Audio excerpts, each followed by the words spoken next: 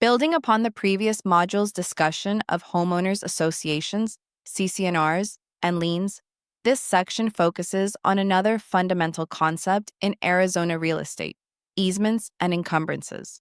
These legal interests do not necessarily transfer ownership of property, but they affect how it can be used, accessed, or conveyed. Understanding these concepts is vital for real estate professionals because easements and other encumbrances appear frequently in title reports, surveys, and property disclosures. Misunderstanding or overlooking them can result in disputes, loss of access rights, or even lawsuits. An encumbrance is any claim, right, lien, or liability that affects or limits the ownership or use of real property. Encumbrances can be either financial, such as a mortgage lien or tax lien, or non-financial, such as easements, deed restrictions, or encroachments. The key feature of an encumbrance is that it remains attached to the property regardless of ownership changes. It runs with the land. An easement is a specific type of non-financial encumbrance that gives one party the legal right to use another person's property for a particular purpose. Easements do not transfer ownership but grant limited use rights. For example, a utility company may have an easement to access and maintain underground power lines running through a homeowner's backyard. Even if the property is sold, the utility easement remains in place. Easements are generally categorized into two main types: easements appurtenant and easements in gross. An easement appurtenant involves two properties: a dominant estate, which benefits from the easement, and a servient estate, which bears the burden. For instance, if Lot A has a driveway crossing Lot B to reach a public road, Lot A is the dominant estate, and Lot B is the servient estate. Easements appurtenant automatically transfer with ownership of the dominant estate, meaning new owners continue to benefit from the access. In contrast, an easement in gross benefits an individual or organization rather than another parcel of land. Common examples include easements for utility companies, pipelines, or railroads. These easements typically belong to a specific entity and do not automatically transfer with the sale of land. Other important terms associated with easements and encumbrances include license, encroachment, and right-of-way. A license grants permission for temporary use of land without creating a permanent legal interest. For example, allowing a neighbor to use a private road during construction constitutes a license, which can be revoked at any time. An encroachment occurs when a structure extends beyond property boundaries, such as a fence or garage that crosses onto a neighbor's lot. A right-of-way is a type of easement, allowing passage across land for roads or utility corridors. Arizona law recognizes several ways easements can be created: express grant, established by a written agreement or deed, recorded in the county recorder's office; implication, arising from prior use of the land when it was under common ownership; necessity, created when a property is landlocked and requires access to a public road, as supported by ARS Workers 12/1202.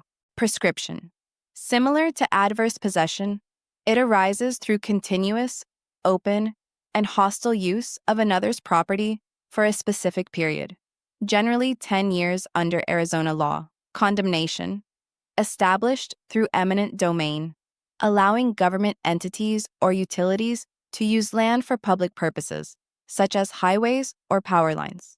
For example, consider a ranch owner who sells off part of their property, leaving the retained portion landlocked. Arizona courts would likely recognize an easement by necessity, allowing the owner access to the main road through the sold parcel. Similarly, if a neighbor has continuously used a dirt road across another's land for over a decade without permission, they may gain a prescriptive easement through long-term use. Easements are enforceable interests and can be terminated only under specific conditions, such as merger, when both properties come under one owner; release by written agreement, abandonment, or expiration, if they were granted for a limited duration. A key Arizona case illustrating easement disputes is LaRue v. Kosich, 1997, where the court upheld a prescriptive easement claim after finding that the plaintiffs had used a roadway openly and continuously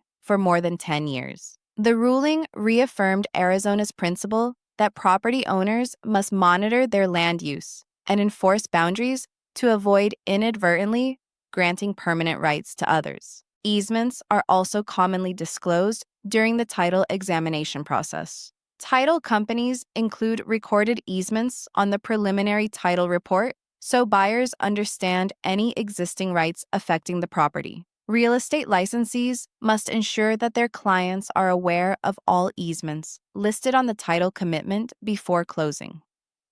Discussion: why are easements considered encumbrances, even though they do not transfer ownership?